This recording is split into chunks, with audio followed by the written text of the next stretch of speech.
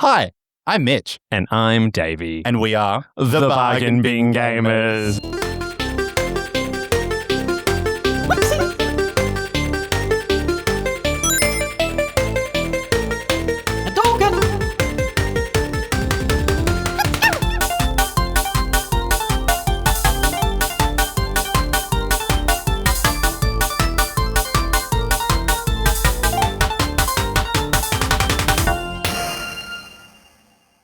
Well, we have an extra special guest. We extra do. special, an extra guest. An extra guest. Or just a guest. Just a guest. Just a guest. So it's Seth from the T Division, who is a personal friend of the pod. Say hello. Hi guys, how are we? We are well, Seth. Welcome to Melbourne. Thank you. Just looking at this magic open before me. I watch your show. I'm a bit of a fan when I found out that you had the show, and I'm just seeing it happen in real life. I'm just like, I know. Warts and all. I know. gushing. I know. You've just come to Disneyland and Mickey Mouse took his head off in front of you and you're smoking. well, the good part about it is that what's under the head is much better than what was on beforehand. So I'm just like, that's fine. I like what's under the hood. Dude. What a sweetheart. Oh, we can stay, Cody. Easiest way to my heart, honestly. You to tell me I'm a good Mickey Mouse impersonator. So just light one up and go for it. Well, we are so happy to have you, and you've come all the way to Melbourne. I'd like to say just for us, but you've got spoken to other podcasts. You've been on my radar before, Pac. So it was a trip down to do a bit of a media outlet visit, but I had been speaking to Mitch a long time ago, probably about a year or so ago, when I found out about the podcast. So to be fair, you were the first people I was actually wanting to approach. We are actually here to talk about a near and dear project to yourself. Yeah. Would you like to let a listener know a little bit about it? Yeah. So I am the community manager for a game that has been designed by Richard Garfield, who is, if you don't know who he is, you really should. He is the guy that created Magic the Gathering. And by virtue of that, he's also the guy that created the trading card game format ever in the world. So there would have been no Pokemon or Yu-Gi-Oh! Or anything without him making Magic. But he's the designer of the game, and the game is Vanguard Exiles. Woo! So, nice. Yeah, awesome. Yeah, it's an amazing project. So how does a game by the great Richard Garfield come to be an Australian-based production? So the company went under a different name, Eccentric Ape, and they were doing contract work. So the company is comprised of a whole bunch of people that have worked in the industry with each other. So I worked at THQ, and I also worked at Halfbrick, and there's a lot of people from THQ and Halfbrick that work for the company now. So this is just people that have worked together over the years. They've looked after each other. They've done this kind of thing. So when they were doing Eccentric Ape and contract work for another company, Vanguard was on the radar, and Richard was the designer. They got bought out by a Canadian investor, and they then decided to go a different direction. But everyone that was working on Vanguard was like, no, we want to keep doing this. We love it. We think it's amazing. They got the rights to it. Then all of a sudden they go from Eccentric Ape to the T Division. We've got our game. We own the game. Richard is still a designer. So there we go. And what a lot of people don't know, Richard's actually in Australia. So he is Australian. He's in Australia. Oh, he's in Australia. Okay. So he actually moved here. By virtue of living on our land, he is now. Yeah, so it's been great. Yeah. Is it like a fairly big team at the T Division? There's like 20 of us. It's not that big. Yeah. So anywhere between 20 and 25 at a given time. Really talented people. So like, you work in the game industry and you see a lot of the devs and the people that work in it, and you're like blown away at how talented they are. And there's a reason why they work in the industry and why they have their jobs, because they're phenomenal at what they do. So this team is no exception. They're just some of the most amazing people, not just for the skill set, but just quality of people. They're just phenomenal. It's like a family.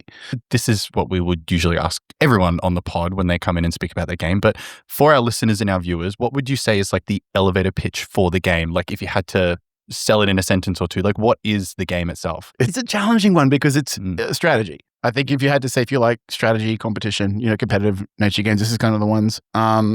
It's got its fingers in so many different pies. So, it's a strategy game. It's got card elements. It's a auto battler. It's very much like a board game, so it just touches on all these things. And it's really hard to say, what is the big thing? It's just unique. It's just, it's offering something I perceive as being very different to what's been offered out there. So I'd say that's the pitch. At PAX, it was funny because we tell people about it and they were right there and they'd be like, I didn't get it. And I'm like, have a go. And then they come right, they go, oh yeah, I get it. I'm like, yes. Yeah. So I agree. Yeah.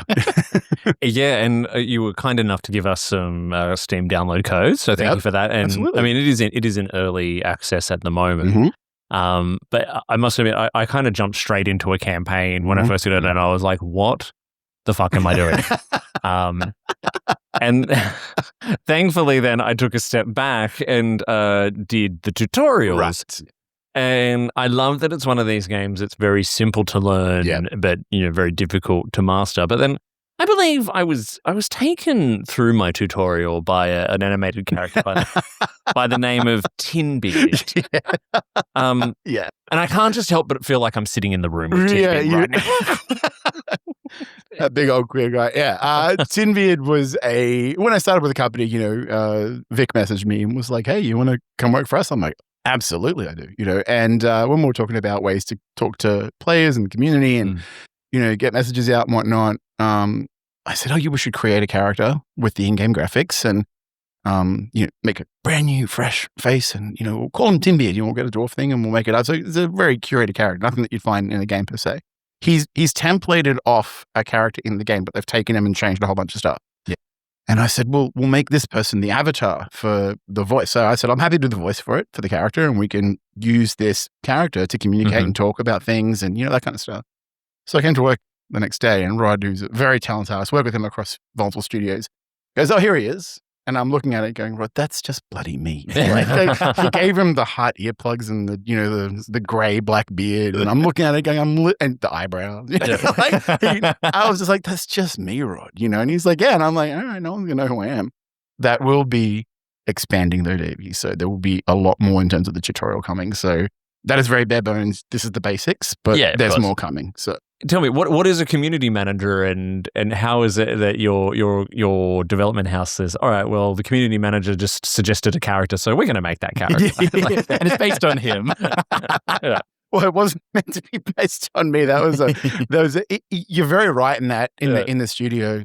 In the team, everyone has a hand and a say in everything. So you have your specific role that you're doing from day to day. So as a community manager, I'm talking to people or having a sync with Vic and Mark about whatever's coming and planning things, packs and whatever else is happening, But there's other elements to it, like meetings with Richard and looking at future designs and this and what we're looking to go towards, and then testing things and whatever. Everyone gets a say and there's full visibility. So some people will look at it and go, I don't really like that aspect of the game because I think there's this, and that's valid. It could be a programmer or an artist that says that, but it's taken on board. So it's very much a case of you have a thing that you do, but you're not limited to that. You absolutely have a say. It's very collaborative. It's really cool. And it's very different to the only community manager I've ever had experience with, which was the one from Mythic Quest. Did you ever watch that? I was literally just have you seen that show before? Yeah.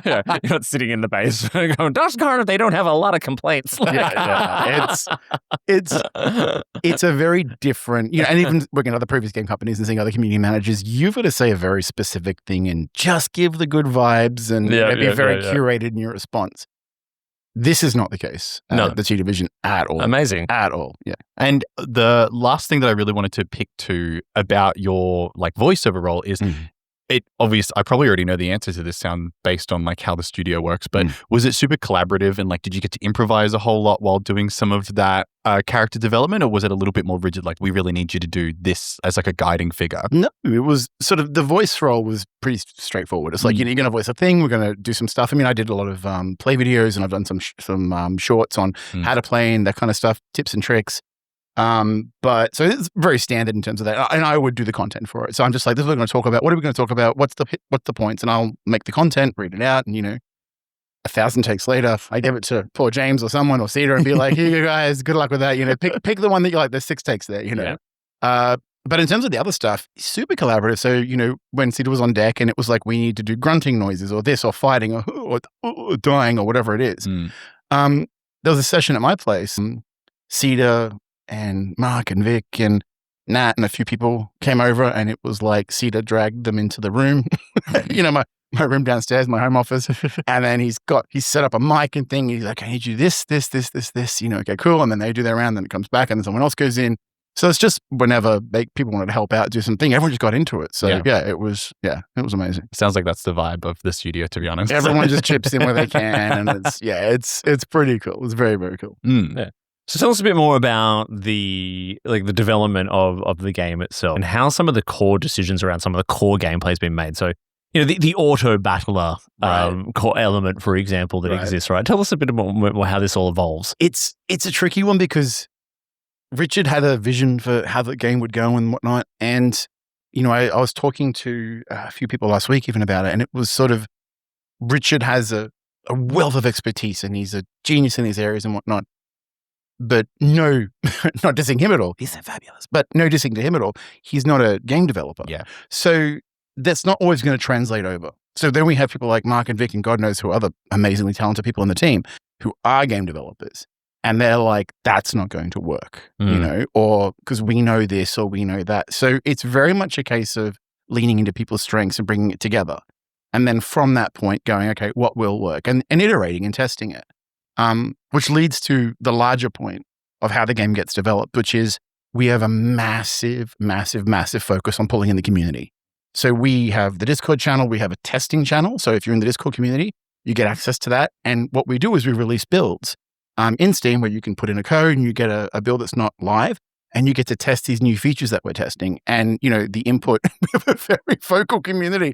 Sometimes I'm like, bitches need to calm down. But it's like you really, but I love how emphatic they are about this stuff. But we get all the feedback. We love giving it to them and seeing all their opinions. Like if you go to the Discord and see people's, feedback on it. And there's a channel, which is suggestions. Days and days and days of content there, like text, and it's just amazing to see. So they're a big part of it. And we've always said from the very start, this is a game that we want to make with our community. So it's a journey with us and them. We don't get told what to do by them, and we don't tell them they're wrong and what they're thinking if we don't agree. But it all goes into a bucket that's up for consideration, and then we iterate and keep going that way. So the development of the game has been very heavily focused on ensuring that our players have a say or an opinion, and we hear that on what's happening. Yeah. You're so fortunate that you can develop your game in tandem with the community who want to play it and be able to, iterations of it to be able to come out and reflect what it is that the fans actually want. Yeah. Because how long does a game stay in early access for? That is a good question, and I would love to know the answer to that. Because I've always been really confused by it, because I remember like Minecraft was in early access for like 10 years when it came out. Right? So, an example recently was Hades was in early access, I think, for about a year. Is that right? Is that you talking about the second one? Yeah. So it was about a year, I think. Maybe a little bit more. Yeah. But that's pretty much an unfinished game at that point. Right. Yeah. So and that's where we're at with this one. It's like, this is definitively not what we would want to put down as version 1. We're getting there and we're probably quite close, you know, but there's a few little key things around the place where it's like, these are prominent to address. But what is the right time for a game to go from early access to V1, right? There's so many factors involved in it. We are looking to go V1 early next year, and we look to be on track. Definitely. There was something that I wanted to ask about the game, because I've actually never played a auto battler before. I know it's not just an auto battler, but it's definitely one of the points that is brought up kind of on the website. Yeah. I did not think I would like an auto battler. Okay. I thought it was kind of like one of those mindless games you would just click. Right. This is not that at all. This is strategy. You have to actually use your brain. There's a lot of it's almost like map conquering as well. Yep. When it came to making an auto battler that was a strategy game, was there like a thought process to buck the trend that is these boring auto battlers, or kind of how did that concept come about? I think it was a decision by Richard in terms of how he was going to express the gameplay and what he had intended for the game. Auto battles, you're right. I mean, there's a lot of people. The general aversion is like, people don't like a game that they don't do anything, and what's the point? You know. But yes, again, you're also 100% right when you say it's a strategy game too. So it's geared around what happens on top of that auto battle. The auto battle component is just how it plays out. Yeah. You know, so, but before that happens, you got some shit to do. You got some stuff to work on. Like, you got some strategy to plan. You got to look at what you got. Richard himself said too, in one of the shows, he thinks there's something very different and big going on here. And I don't want to speak for him, but I kind of feel like, I think even he's kind of branching into, this is a very new thing too, you know? So you're looking at traditional auto battlers there, not to diminish any other ones out there, but it's quite formulaic. You have a thing, you pump it, you potentially have resources that you put in, you put it down, you go, good luck, see how you go, right? And they're generally in some way like that. There is a lack of agency after a certain point. This game has that, but there is a build-up of somewhat of an agency and your own strategy before you hit that button and go. And you're trying to leverage what happens next in your favor. So, and that's the strategy component. And what doesn't help is that it's also part board game, and the board expands and these new zones pop up randomly. So no two games are the same. Yeah. So you've got this thing where it's like, and again, not to diminish other board games, other sort of auto battlers, but generally there's a fairly consistent path that the games make. This map opens up randomly, and they could have modifiers or things that change the game inherently, ruin your strategy, but help your strategy, or just plays out so differently. And it's like, it's not going to be the same as the previous. No, there'll be no one game that you will play that is the same as the previous one. So it's very, very, very exciting in that respect too. I didn't really know what to expect, but I was really, really surprised at how much it actually made me actually play it and like strategize. And first of all, I was pretty bad at it. I'll be completely transparent.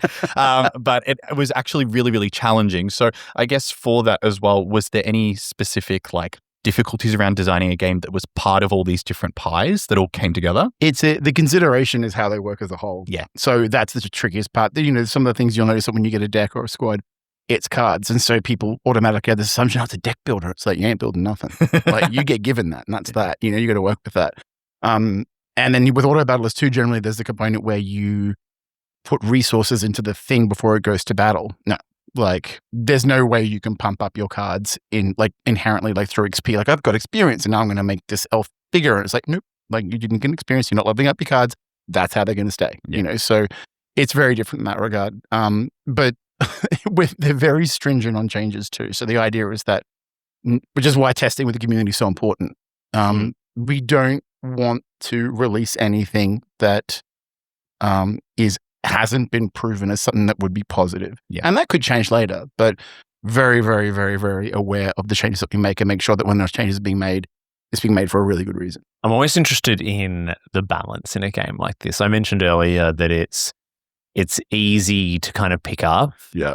But it can get very, very involved very, very quickly, right? I'm always really interested, right, in... girl, it's a can of worms about to open up for you. Yeah. About to hear some shit. Exactly. Well, I guess you're kind of predicting the question, right? And so I'm wondering how the T division and the developers there go about making sure that they have a game that has the depth that fans of this genre will love, right? But is also accessible and marketable to a mass audience, right?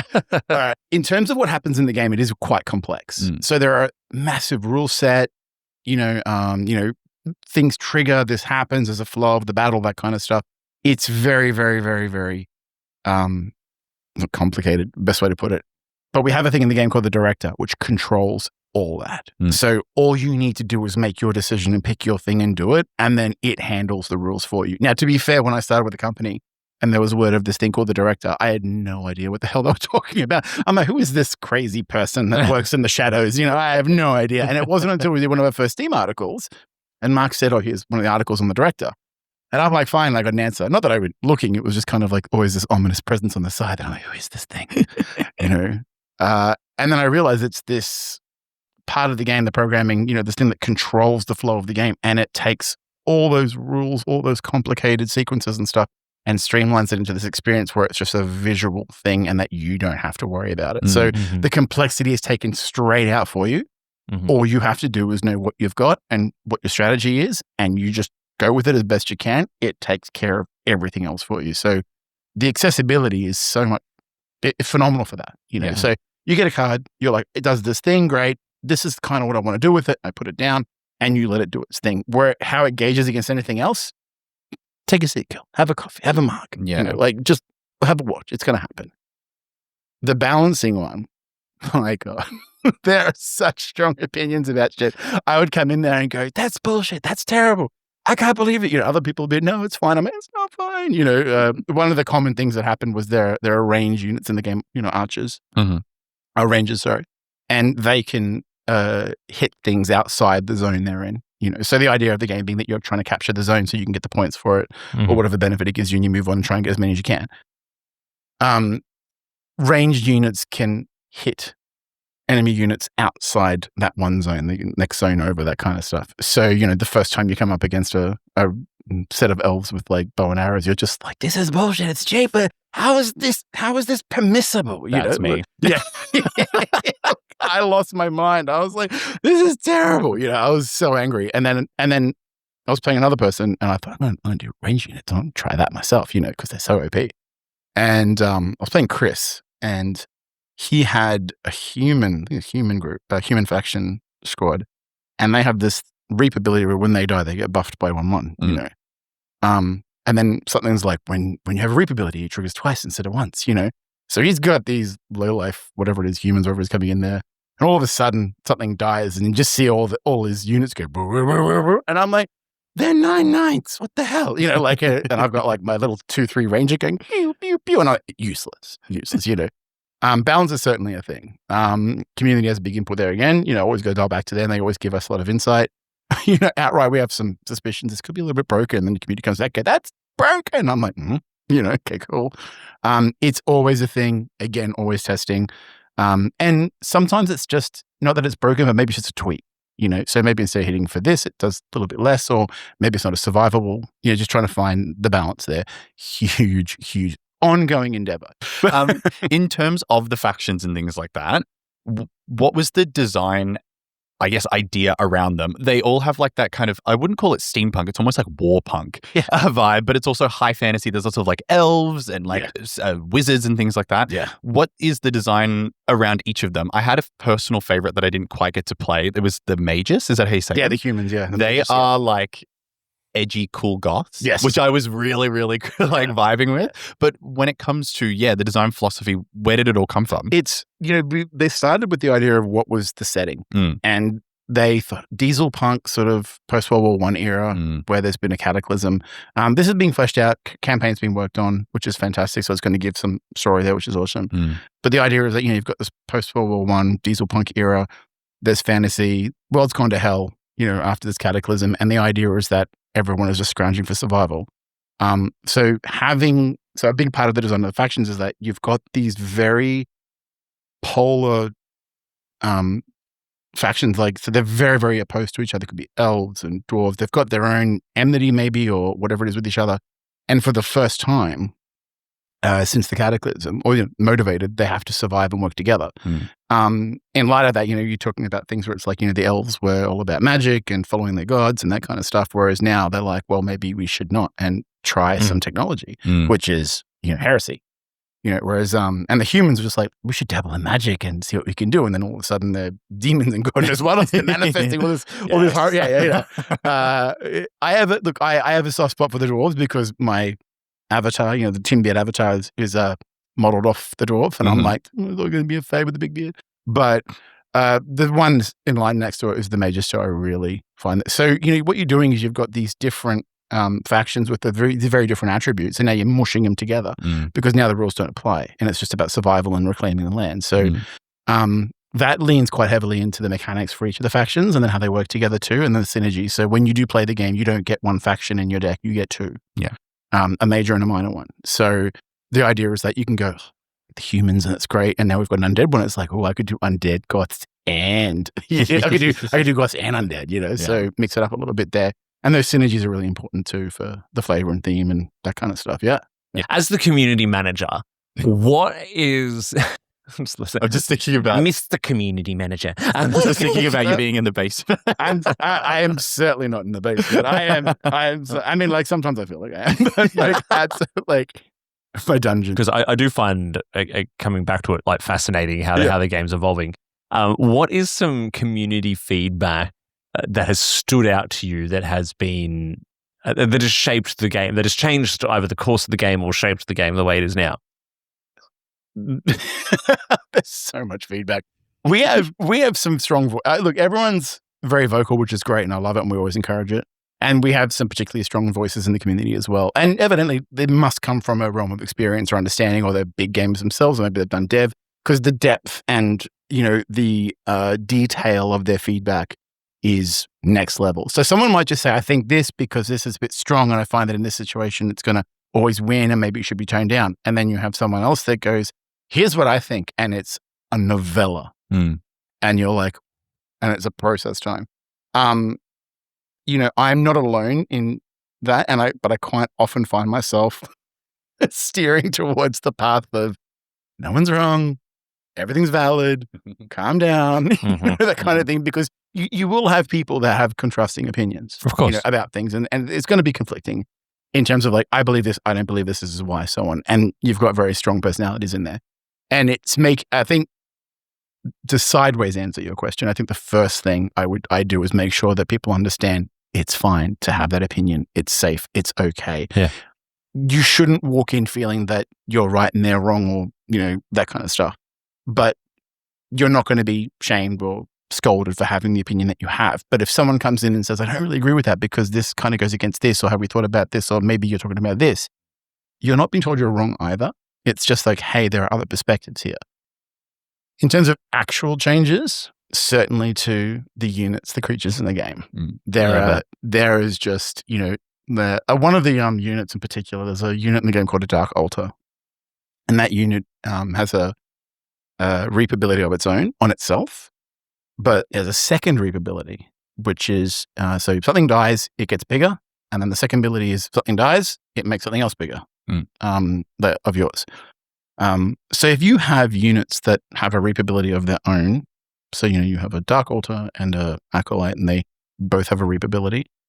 Something dies in the zone, Acolyte goes up by 1/1, Dark Altar goes up by 1/1, and then Dark Altar then makes your Acolyte go up again, another 1/1. And so this Dark Altar was just kind of like, it's like, the perspective was it was this broken game changer thing, it was like, and so quite often they will have a very, very, very, very, very strong and unified opinion of a particular unit. And that's when you kind of go, this is very consistent.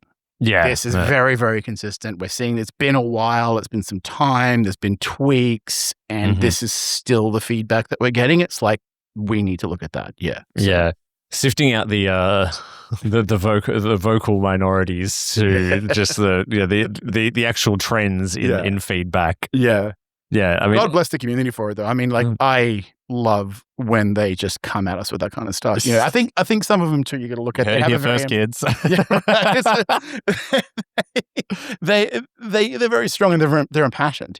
And sometimes that can be taken as aggression or whatever, too full on or opinionated or.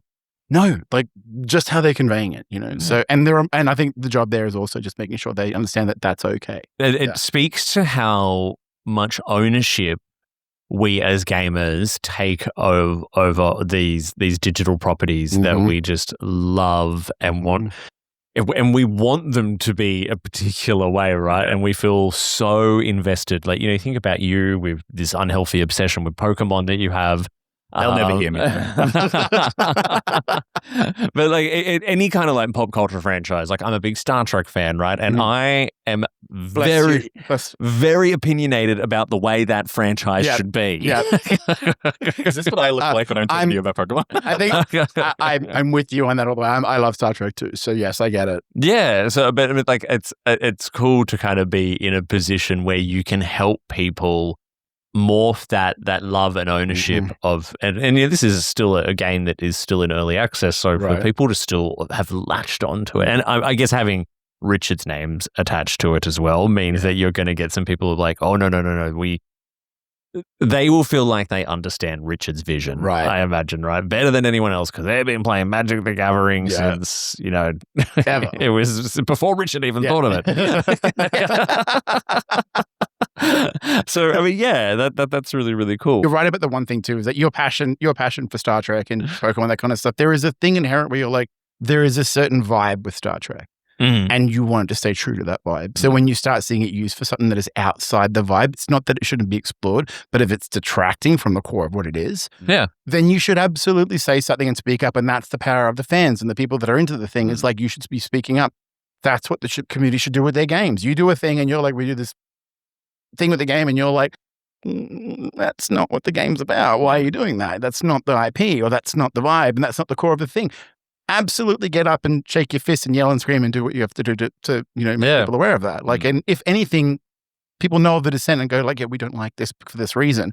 Whether they choose to listen to you or not is one thing, but you're the fan. Absolutely say something. Yeah. Well, surely, I mean, maybe I'm speaking for you, so feel free to change this, but surely as a developer or like a part of a development company, you want to understand what is working, what isn't working. You're getting like a direct IV drip of feedback that allows you to then sculpt your game to better suit the player base that have been sticking with you. So surely that would be pretty invaluable, not only just in designing the different factions, but also just like the general gameplay as well For the gameplay itself, I kind of crunched it down to a really basic 3 steps, which is take territory, earn gold, build stronger units, kind of rinse, repeat. There's many different parts to it, obviously like gaining buffs for having different sections of the map that you can claim. Yep. But when it comes to the feedback, just to keep on that, was there any player feedback around the general gameplay as well that you had to tweak for it? Or was that pretty set in stone by the time the game was basically conceived? People liked the concepts already. It was growing them. So I think it was sort of giving. So one of the bits of feedback that I received recently, which made me really happy, was one of the guys in the community said, we have one of my favorite modifiers, the bear den modifier, naturally. And I don't know why. It says, go into the spiel, the bear den modifier. If you actually go to the short, that's how it starts off. Oh my God, he just did the Tidbit voice. Yeah, I did. Yeah. Well, I mean, it's my voice. I'm just acting all excited. Want to ruin on your opponent's day? Then you should use ruin. Oh my God. So, yeah, it's like I'm in front of a celebrity. It's the Tidbit voice is just my voice excited. You should see this brand new game that came out so great. Like wee or off hills to the shop. But one of the things was the bear den modifier. It's an example, and he used that example. He said it was his favorite one, and it was sort of my downfall, my initial play, because whenever a bear den modifier came up, people knew like he's going to get that. Like it's set. He wants that bear den. So then they started strategizing just to kill it, and they win, of course, because they know I'm going for it. And so I'm like, I should use strategy. Stop paying for the bear. Don't be predictable. Still go for it. So they just kill whatever's there. But the bear den modifier, you capture the zone. In the zone itself, before it gets captured by either yourself or your enemy, there's a bear that spawns in there, and that bear is its own unit. So it's like a character card in your hand. If and when you and or your enemies go in the zone, it will attack you and all the enemies until the zone has been captured. Once the zone has been captured by whoever, in the next round, the next skirmish,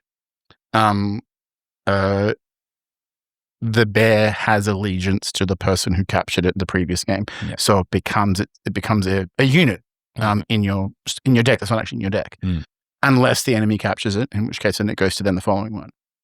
One of the guys said last week, we need more like that. We would love to see more map stuff like that. And so there's this element where we have things in the game and they look at it and go, why can't we do more of this? Or why can't we do more of that? Or I feel that changes the gameplay here.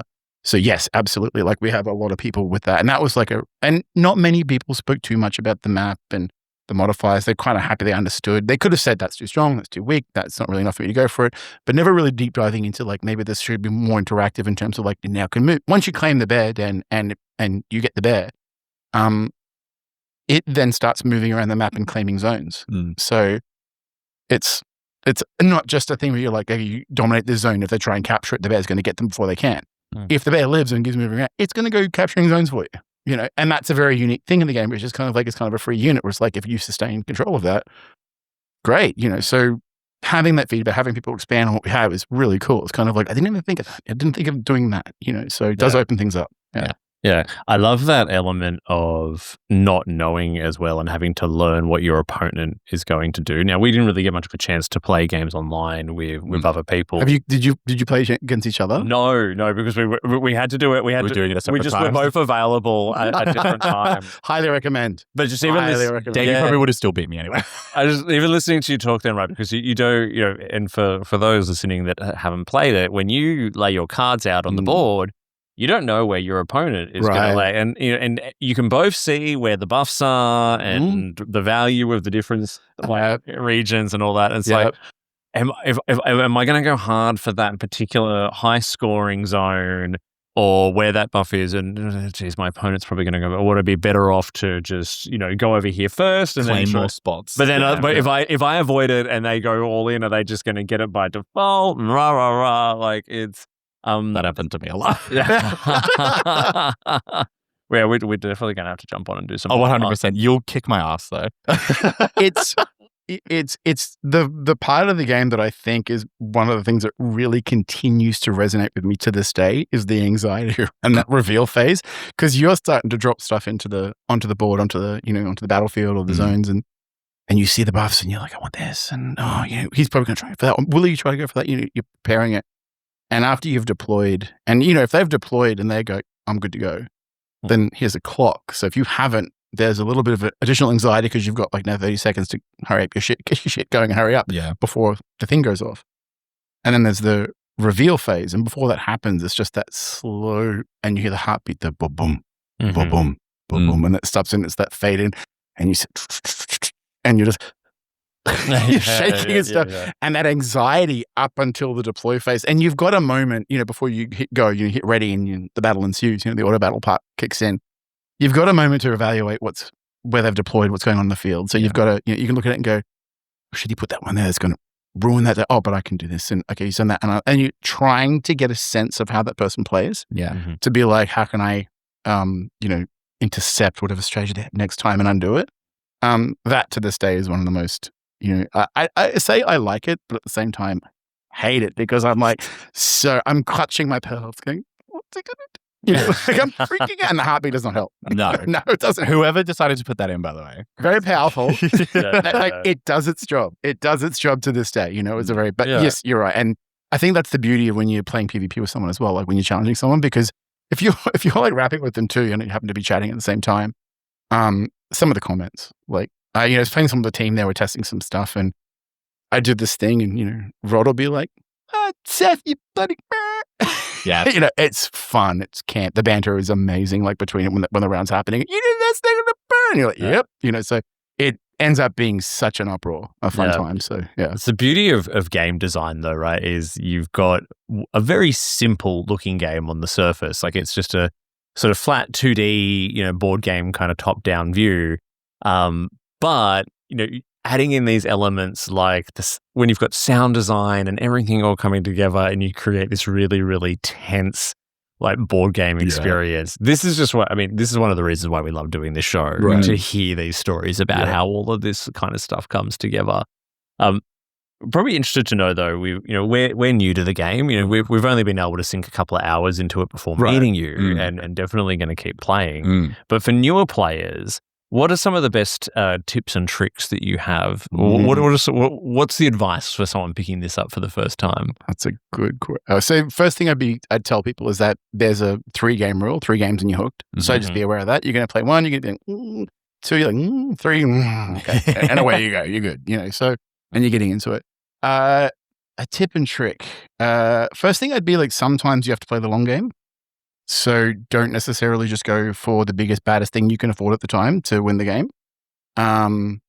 Work to synergies. So, an acolyte is unlimited unit, which means it's free every time you go sort of between rounds. So you go to the barracks and you can pick a unit out and whatever it is.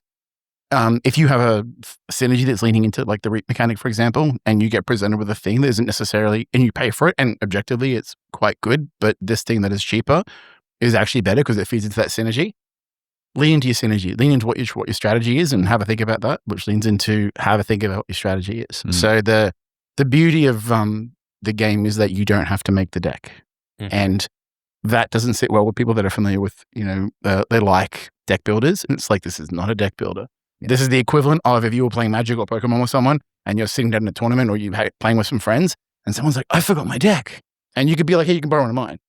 And they take your deck and you sit down and you start playing and they don't know what it can do until they start playing it.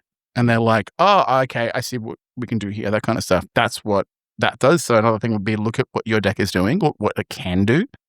I can almost guarantee it can do more than one thing, but look at what it can do and really reach out and branch out into that. Yeah, and then, like I said, but the buffs and stuff, again, leans into the long game thing. Think about the long term for the game. Like, Mark has this habit the last couple of games, and I just want to crucify him for it. There's a modifier that spawns out all these little dogs, like I don't know what they're called. Forbidden Gate is the thing, but like there's a chance every turn that it'll spawn out a little dog and just start running off the screen. And that thing he's put them in the right spots on the board where it's like the dogs aren't objectively powerful. But it makes it really difficult to try and claim a zone because if you start to claim a zone, you're nearly there and a dog walks in, it resets. And so he's put them in these spots where it's like, this is really shitting me. Like I can't make a damn move because I keep having to fight this stuff. And while I'm being distracted over here by a bunch of these little mongrels, over here Mark's like, wee, claiming all the map. And that's a strategy choice. It's kind of like he didn't need a unit. He didn't need a pick a big, powerful, beefy thing. You just had to pick something that was strategic to go, that'll hold him back long enough for me to do it all I want. So, yeah. That'll be my tips. Yeah, definitely. Patience is a virtue, is what I mean. Also, I highly recommend everyone who's listening and watching go onto their YouTube channel because a certain someone who might be sitting in the room also gives a pretty good tutorial, and they play through a fair few games as well. Yeah. People that you're playing with, are they all like devs and people from? Yeah, so of course. I've been on. I think I've been on one or two other channels of people that have their own game channels and stuff, and I think one of them, God, what's his name? Anyway, he has his own channel where he reviews games and stuff, and we did a thing with him, so collaboration. So he was on ours, and Quantum Flux was his name. Great guy, really funny guy. And I thought you said Quantum Fucks for a second. No. I was like, wow, that is a bold name to have as your game. Wrong podcast. I was going to say, am I in the wrong place? Quantum Flux, and he was really fun. And he hasn't got his face on anything, but he's got a little spaceman logo on his spacesuit thing. So then during the game where there's a little Timbeard on the left playing, and he's got a little spaceman on the right there. And his player base is responding quite well to that. But yeah, I like to get on there, and it's cool. It's cool. Yeah. Yeah, definitely. So what's still to come between now and the release of version 1? So we're looking at biomes now. So biomes in terms of like the zones in the game and the effects they have and the different types of biomes it could be. There is a new faction on the horizon. I kind of want to leak it, but at the same time, I'm not really sure where they're at with this. I'm just going to, it's almost done. It needs testing, that kind of stuff. So there's certainly a new faction on the horizon coming up very soon. There is probably a whole lot of other stuff I'm just trying to think about. There's more balancing happening as well, which is awesome. One of the biomes we're looking at now, pretty deep, but it's like a puzzle that we're just trying to solve the equation too, which is kind of cool. The point at the moment is to make sure the game is the best it can be before V1 comes out, and we don't want to compromise the quality there. So that's a big thing. Yeah. But I wouldn't think it's too long before you start to see a big, the faction release or something happening in the game. Updates happen quite regularly in the game as well. So we're that attentive. It's like if this thing's broken or that, we add some stuff. We're always doing quality of life features. So, glossary, this, that, tutorial, constantly adding in things. So so even if you have the demo, so there is the early access version, which is paid, but there is also the demo version that gets all the care that the other one gets as well. So if there's anything in that needs updating, we don't neglect it. It gets updated. So that's in line with what the game is currently represented at. So yeah. It's so exciting. I mean, I really can't wait to see how it evolves towards the release of version 1. Yeah. Before we wrap up, though, it'd be good to get to know. We'd like to get to know, like, our guests as well, a little bit, like on a more of a personal level. Right. And before we do that, laptop close, laptop close, feet go up, daddy mode. No. So before we do that, I want to thank you on behalf of the T Division for this opportunity. It's awesome. Personally, big fan of you guys. Have been following you for a year or so. Know Mitch for ages, but I did not forget you guys. I had a thing at PAX, but I decided to double up on it. So I told Mitch about this, but I did a sneaky, and I got a couple of these for you. So first thing is during PAX, what happened was we've had a prototype card made of what the cards look like in your hand, like sort of in the deck. It's not a real life game. Who knows what will happen in the future? I'm not saying it's going to be anything. It's just kind of like, this is like if it was actually a trading card. And so for our PAX exclusive this year, we had a Timbeard card made. And it's TDV, and we only had just over 100 of these made exclusively for PAX. These are not being done again. Oh my God, stop. So I have one of each of these Timbeard cards for you guys. Yes. So that's that. Oh my God. So yeah, there was just over 100 of those. Christmas here on the pod. That's going to go right in my hip pocket. I'm going to keep it right next to my bed. You can watch me sleep every night. It's got a little label on it too. It's got like, you can look in the middle of the card. It's got PAX, 2025 exclusive, that sort of thing. So that's there for you guys. Very few of those got made. So that's so cute. Thank you. I had to be a little bit extra because that's what I'm like. Oh my God. So we have... Keep someone coming. We have 2 cards here for you guys that are Magic the Gathering cards that are quite playable, and they are signed by Richard Garfield. Oh my God. Get out. Thank you. So I couldn't... Mitch, I was going to surprise Mitch, and I was like, man, just share it, but and I'm like, no, I can do it. No, we can share it. It's fine. I just want to, and I'm saying it too. It's fabulous to meet a queer man working in the industry, especially in a role like community manager. I think that is fabulous. But we wanted to get to know a bit more about you and your gaming influences, you personally. Yeah. So what would have been some of your big gaming influences over the years? That's a good question. I am old enough to have owned my first Atari. Nice. Yeah, I've been a gamer from the get-go. I thrived on what would be considered the retro consoles now. I had some... An Xbox 360 is considered a retro console. Then my retro console Wii. Then the context is I was around right before, just after that meteor hit the planet and wiped out the dinosaurs. Yeah. But, I played the Atari, moved up to the NES and the Sega and one of the big, and then the Mega Drive, obviously, and the Super Nintendo. Mega Drive was a big one. Big one for me. Same. And because the Super Nintendo had a lot of really good games and stuff at the time that I really enjoyed. I was big into fighting games. So as a kid, loved fighting games, loved brawlers. Final Fight was a big one for me as a kid. A lot of Capcom games actually were on my radar. Double Dragon? Double Dragon. Yeah. Big one. I mean, Double Dragon had the trick where you press the two buttons and they do the elbow trick and it hits them. Double Dragon is a side-scrolling brawler. There we go. Thank you. And it was Don't leave me out here. Jimmy and Billy brothers. Gather round. Yeah. Gather round. Gather round. What I was. Double Dragon side-scrolling brawler, very popular in the arcades. They did various iterations of it across different consoles, but never ever lived up to what the arcade had. The arcade experience is just so different.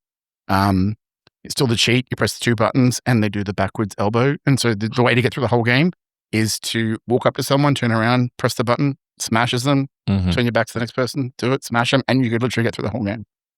Golden Axe. Oh, yeah. I like Sonic, but, Alex Kidd Miracle World, the Kung Fu Master on the NES, these were games that kind of sort of started steering me down the path, but Mega Drive was the big one for me. To this day, I still rave about the X-Men game on that one. Huge. That thing, even to this day, I don't think people realize how revolutionary that game was. I think people are just sleeping on that fucking thing. It is a platformer with the X-Men, with 4 of the X-Men in it. It has X-Men that you can call into the screen, so they summon creatures in as the mechanic. You can swap characters out during the game. It was co-op same screen. All of that was revolutionary for the Mega Drive. The thing was, it was all happening in the one game. Yeah, Mitch was probably sitting here thinking, okay. So, I mean, play on the same screen, right? Crazy. Well, back then it was the only thing that did that. I think at the time that I think it was the foray into it was Sonic 2, where you had Tails and stuff like that. But. Which was kind of like accidental co-op. That, yeah. But I mean, the thing too was also it had a story. It wasn't just what was the other game? Smash TV, where you're just this other person running around, you're shooting stuff. Yeah, it was like a game show. Yeah. Yes. So, but I mean, it was a little bit different because Smash TV is just trying to stay alive and shoot all the things. Whereas this X-Men game was you've got a whole stage, bosses, you've got to progress through a story. Actual co-op. It's co-op all the way. Actual co-op. You've got to work together. You have to really, really work with your partner on that one. Yeah. And I look, and some of the mechanics that some of the characters had in the game bypassed mechanics or limitations of stages in the game. So you had the big one is Nightcrawler. Nightcrawler could teleport through walls, which meant in some areas where you were required to get keys, you didn't need it with Nightcrawler. So it was okay, you could pop through this whole thing, and it was okay, cool. And if you had co-op with someone, you could teleport them through it as well. So it was, for some characters that abilities, just kind of I didn't know that honed in. So you're that guy's up there, he's going to hurt us if we move into a Gambit charge the card, holds it at max charge, you throw it, it just hones in and kills the guy. It's it was such a phenomenal game. I cannot overstate how much that game blew my mind.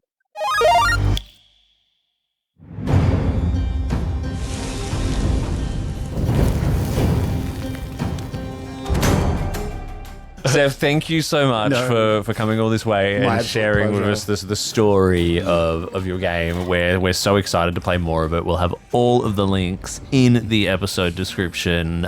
Make sure you go and get the demo or pay for the early access. It's well worth your time. Yes. You're going to love it. Seth, it's been great. It's been great with you too, guys. Really appreciate it. Thank you very much.